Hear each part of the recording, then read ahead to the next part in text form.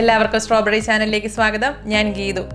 Christmas special breakfast easy പാലപ്പവും easy chicken stew ആണ് ഇന്നിവിടെ തയ്യാറാക്കുന്നത്. ഇത് രണ്ടും വളരെ എളുപ്പത്തിൽ തയ്യാറാക്കാം. ഇത് കഴിക്കുന്നവർ വീണ്ടും വീണ്ടും ചോദിച്ച് വാങ്ങിക്കഴിക്കും. കുട്ടികൾക്കൊക്കെ ഏറെ ഇഷ്ടപ്പെടുന്ന ഒരു ഡിഷാണിത്.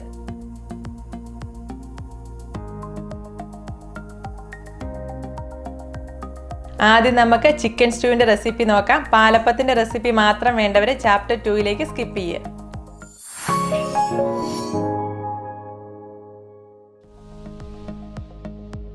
ഇത് തയ്യാറാക്കാനായി ഒരു പാൻ എടുക്കാം. ഇതിലേക്ക് കഴുകി വൃത്തിയാക്കിയ 1/2 കിലോ ചിക്കൻ എടുത്തിട്ടുണ്ട്. ചിക്കൻ ബോൺ ഉള്ളതോ ബോൺലെസ്സോ ഉപയോഗിക്കാം.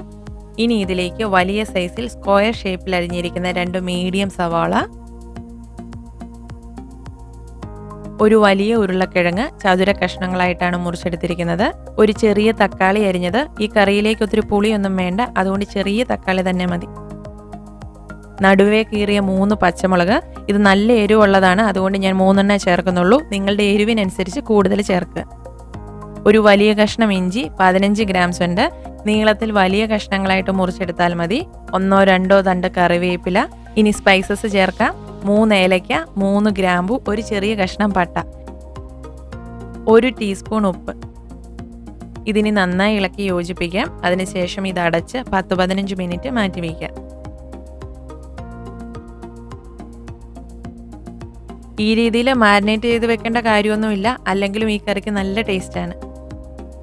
അഥവാ നിങ്ങൾക്ക് ചിക്കൻ മാരിനേറ്റ് ചെയ്ത് വെച്ചിട്ട് തയ്യാറാക്കുന്നതാണ് ഇഷ്ടമെങ്കിൽ ഇനി നമ്മൾ ഇതിലേക്ക് കുറച്ച് കുരുമുളക് പൊടിയും ഗരം മസാലയൊക്കെ ചേർക്കുന്നുണ്ട്. അപ്പോൾ ആദ്യം തന്നെ ചിക്കനിലേക്ക് ഉപ്പും കുരുമുളക് പൊടിയും ഗരം മസാലയും കൂടി ചേർത്ത് നന്നായി തിരുമ്മി ഒരു 1/2 മണിക്കൂർ മാറ്റി വെക്കുക. അതിനുശേഷം ഈ ഇൻഗ്രീഡിയൻസ് എല്ലാം ചേർത്ത് കറി വയ്ക്കുക. ഇപ്പോഴൊരു 15 മിനിറ്റ് കഴിഞ്ഞിട്ടുണ്ട്. ഒന്നോടൊന്ന് ഇളക്കി യോജിപ്പിച്ചിട്ട് വേവിക്കാനായി വയ്ക്കുക. അപ്പോൾ ആദ്യം തന്നെ ചിക്കനിൽ നിന്നും വെള്ളം ഇറങ്ങാൻ വേണ്ടി അടച്ചു വെച്ച് ലോ ഫ്ലെയിമിൽ 5 മിനിറ്റ് വേവിക്കാം. ചിക്കനിൽ നിന്ന് നന്നായി വെള്ളം ഇറങ്ങണം, എങ്കിലാണ് കറിക്ക് കൂടുതൽ ടേസ്റ്റ് ഉണ്ടാവുക. അപ്പോൾ 5 മിനിറ്റ് കൊണ്ട് വെള്ളം ഇറങ്ങിയില്ലെങ്കിൽ വീണ്ടും ഒരു 5 മിനിറ്റ് കൂടെ വെക്കുക. ചിക്കനിൽ നിന്നും വെള്ളം ഇറങ്ങിയിട്ടുണ്ട്. ഇനി ഇതിലേക്ക് തേങ്ങാപ്പാൽ ചേർക്കാം. 2 കപ്പ് 2/2 പാലാണ് ഇപ്പോൾ ചേർക്കുന്നത്.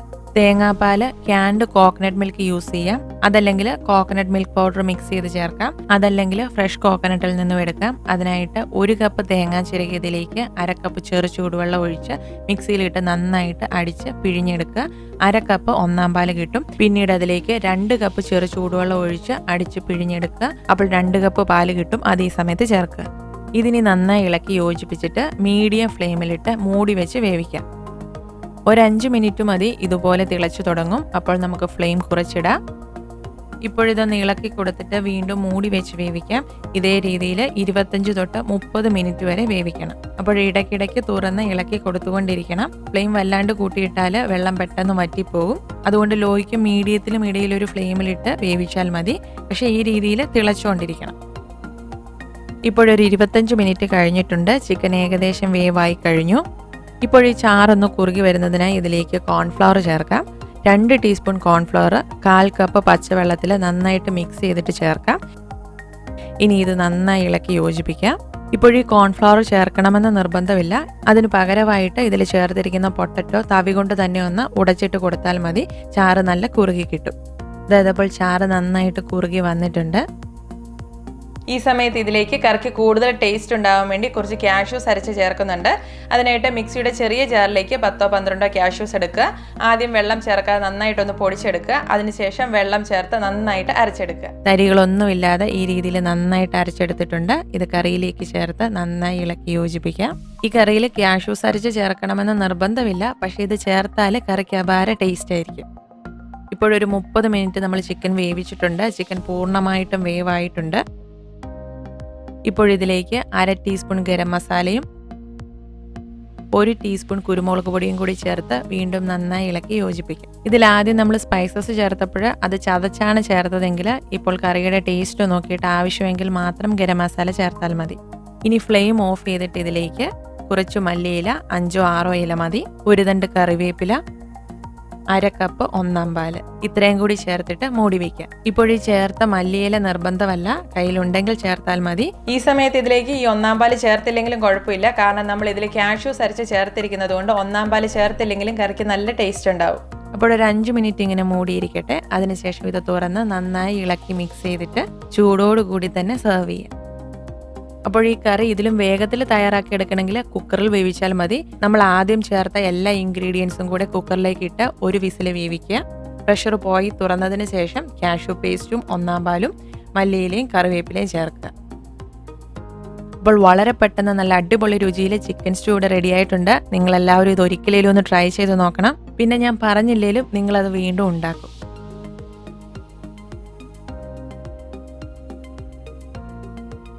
അടുത്തതായിട്ട് പാലപ്പം റെസിപ്പി നോക്കാം.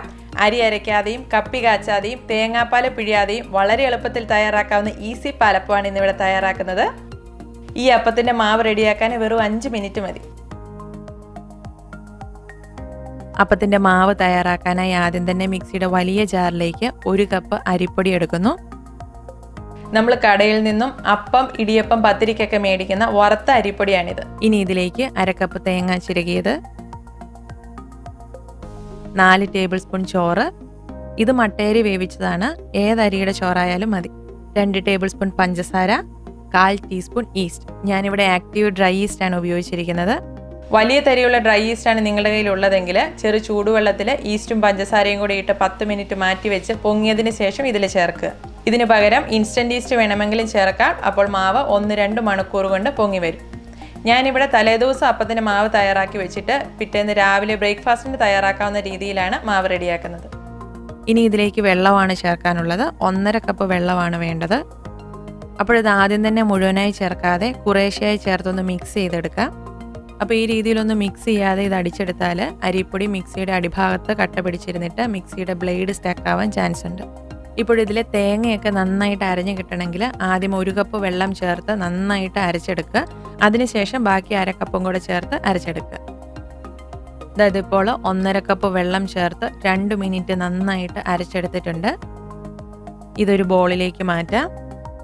ഇനി ഇതടച്ച് അത്യാവശ്യം ചൂടുള്ള ഒരു സ്ഥലത്ത് പൊങ്ങാനായി മാറ്റി വയ്ക്കാം. 6 തൊട്ട് 8 മണിക്കൂർ വരെ എടുക്കും മാവ് പൊങ്ങി വരാൻ. ഇൻസ്റ്റൻറ്റ് ഈസ്റ്റാണ് യൂസ് ചെയ്യുന്നതെങ്കിൽ 1.5-2 മണിക്കൂർ കൊണ്ട് പൊങ്ങി വരും. ഇത് 6 മണിക്കൂർ കൊണ്ട് മാവ് എനിക്കിവിടെ നന്നായി പൊങ്ങി വന്നിട്ടുണ്ട്. ഇനി ഇതിലേക്ക് ആവശ്യത്തിനുള്ള ഉപ്പ് ചേർക്കാം. 1/4 ടീസ്പൂൺ ഉപ്പാണ് ഞാൻ ചേർക്കുന്നത്. ഇനി ഇത് അടി ചേർത്ത് നന്നായി ഇളക്കി യോജിപ്പിക്കാം. ഈ ഒരു കൺസിസ്റ്റൻസിയിലാണ് മാവ് വേണ്ടത്. ഇനി ഇതൊരു 10 മിനിറ്റ് മാറ്റി വയ്ക്കാം. അപ്പം ചൂടാനുള്ള പാൻ ചൂടാകാനായി വെക്കാം. ഞാനിവിടെ 2 രീതിയിൽ അപ്പം ചുട്ട് കാണിക്കുന്നുണ്ട്. ആദ്യം കാസ്റ്റ് അയണിന്റെ ഒരു മിനി വോക്കിലാണ് അപ്പം ചുടുന്നത്. ഇതിൽ അപ്പം ഒട്ടി പിടിക്കാതിരിക്കാൻ ടിഷ്യൂ പേപ്പറോ തുണിയോ കൊണ്ട് നല്ലെണ്ണ തേച്ച് കൊടുക്കാം. ഈ രീതിയിൽ നല്ലെണ്ണ തേച്ചാൽ 2 ഗുണങ്ങളാണുള്ളത്. ഒന്ന്, അപ്പം ചട്ടിയിൽ ഒട്ടിപ്പിടിക്കില്ല. രണ്ടാമത്, നല്ല മൊരിഞ്ഞ അപ്പം കിട്ടും. അപ്പം ചുടുമ്പോഴെപ്പോഴും ചട്ടി നന്നായിട്ട് ചൂടായതിനു ശേഷമേ മാവ് ഒഴിക്കാവുള്ളൂ. എങ്കിൽ മാത്രമേ അപ്പം നന്നായിട്ട് പൊള്ളി വരത്തുള്ളൂ. അപ്പോൾ ആദ്യം ഹൈ ഫ്ലെയിമിലിട്ട് അപ്പച്ചട്ടി ചൂടാക്കുക. അപ്പച്ചട്ടി നന്നായിട്ട് ചൂടായി കഴിയുമ്പോൾ മീഡിയം ഫ്ലെയിമിലേക്ക് ആക്കുക. അതിനുശേഷം അപ്പത്തിൻ്റെ മാവ് ഒഴിക്കുക. ഇനി അപ്പച്ചട്ടി എടുത്ത് ചുറ്റിച്ച് മാവ് വശങ്ങളിലേക്കാക്കി വട്ടത്തിലാക്കുക. അതിനുശേഷം ഇത് മൂടി വയ്ക്കുക. മൂടിയിട്ട് ആദ്യത്തെ ഒരു 10 സെക്കൻഡ് മീഡിയം ഫ്ലെയിമിൽ തന്നെ വയ്ക്കുക. അതിനുശേഷം ഫ്ലെയിം ലോയ്ക്കും മീഡിയത്തിനും ഇടയിലേക്ക് മാറ്റുക. ഓരോരുത്തരുടെ ഫ്ലെയിം അനുസരിച്ചും അപ്പച്ചട്ടി അനുസരിച്ചും 1 മിനിറ്റ് തൊട്ട് 2 മിനിറ്റ് വരെ എടുക്കും ഇതൊന്ന് വേവായി കിട്ടാൻ. ഇത് എനിക്കിവിടെ 1 മിനിറ്റ് കൊണ്ട് അപ്പം വേവായിട്ടുണ്ട്. ഇനി അടപ്പ് തുറന്ന് വയ്ക്കാം. ഇനി ഇത് മൂടി വയ്ക്കണ്ട. ഇത് ഇതുപോലെ തുറന്നിരിക്കുമ്പോൾ ഈ സൈഡിൽ കൂടെ നമുക്ക് കാണാം അപ്പം ചട്ടിയിൽ നിന്നും വിട്ടു പോരുന്നത്. ഈ രീതിയിൽ എല്ലാ വശങ്ങളും വിട്ടു വരുമ്പോൾ ചട്ടിയിൽ നിന്നും അപ്പം എടുക്കാം. അപ്പോൾ നല്ല ക്രിസ്പി ആയിട്ടുള്ള അപ്പം ഇഷ്ടമുള്ളവർ കുറച്ച് സമയം കൂടെ വെച്ച് നന്നായിട്ട് മൊരിച്ചെടുക്കുക. ചിലർക്ക് അത്ര മൊരിഞ്ഞു പോകുന്നത് ഇഷ്ടമല്ല. അപ്പോൾ നിങ്ങളുടെ പാകത്തിനനുസരിച്ച് ചുട്ടെടുക്കുക. നല്ല പെർഫെക്റ്റ് പാലപ്പമാണ് റെഡിയായേക്കുന്നത്. ഇനി നോൺ സ്റ്റിക്ക് ഫ്രൈങ് പാനിൽ അപ്പം ചൂടാം. പാൻ നന്നായി ചൂടായതിനു ശേഷം മാവ് ഒഴിക്കാം. പാൻ എടുത്ത് ചുറ്റിച്ച് മാവ് വശങ്ങളിലേക്കാക്കാം. ഈ ഒരു ഫ്രൈങ് പാനിൽ ഉണ്ടാക്കിയാൽ പാലപ്പത്തിന് അത്ര പെർഫെക്റ്റ് ഷേപ്പ് ഉണ്ടാവില്ല. പക്ഷേ അപ്പച്ചട്ടിയിൽ ഉണ്ടാക്കുന്നതിലും വേഗത്തിൽ നമുക്ക് അപ്പം റെഡിയാക്കി എടുക്കാം. അപ്പോൾ പാലപ്പച്ചട്ടി ഉള്ളവർ തീർച്ചയായും അതിലുണ്ടാക്കുക. അതിലുണ്ടാക്കുന്നതിനൊരു പ്രത്യേക ടേസ്റ്റാണ്. 1 മിനിറ്റിൽ അപ്പം റെഡിയായിട്ടുണ്ട്. ഇനി വശങ്ങൾ വിട്ടു വരുമ്പോൾ അപ്പം എടുക്കാം. നോക്കൂ, നല്ല സോഫ്റ്റ് അപ്പമാണ്. അപ്പം തമ്മിൽ ഒട്ടലൊന്നുമില്ല. അരി കുതിർക്കാനൊക്കെ മറന്നു പോകുന്ന ദിവസങ്ങളിൽ ഇതുപോലെ പെട്ടെന്ന് മാവ് റെഡിയാക്കി വെക്കാം. ഇതുപോലെ വളരെ എളുപ്പത്തിൽ റവ കൊണ്ടും നുറുക്കുഗോതമ്പ് കൊണ്ടൊക്കെ പാലപ്പം തയ്യാറാക്കാൻ പറ്റും. അതിൻ്റെയൊക്കെ റെസിപ്പികൾ ഞങ്ങൾ നേരത്തെ ഷെയർ ചെയ്തിട്ടുണ്ട്. കാണാത്തവരൊക്കെ ഒന്ന് കണ്ടു നോക്കുക. അപ്പോൾ ഈ ക്രിസ്മസിന് നിങ്ങൾ എല്ലാവരും അപ്പം ചിക്കൻ സ്റ്റൂ ഒന്ന് റെഡിയാക്കി നോക്കണം. നിങ്ങൾക്ക് എല്ലാവർക്കും ഇഷ്ടപ്പെടും. നിങ്ങളുടെ അഭിപ്രായങ്ങൾ എന്ത് തന്നെയായാലും ഞങ്ങളെ അറിയിക്കണം. വീഡിയോ ഇഷ്ടമായാൽ ലൈക്ക് ചെയ്യാനും ഷെയർ ചെയ്യാനും മറക്കരുത്. മറ്റൊരു വീഡിയോയിലൂടെ കാണാം. എല്ലാവർക്കും മേരി ക്രിസ്മസ്.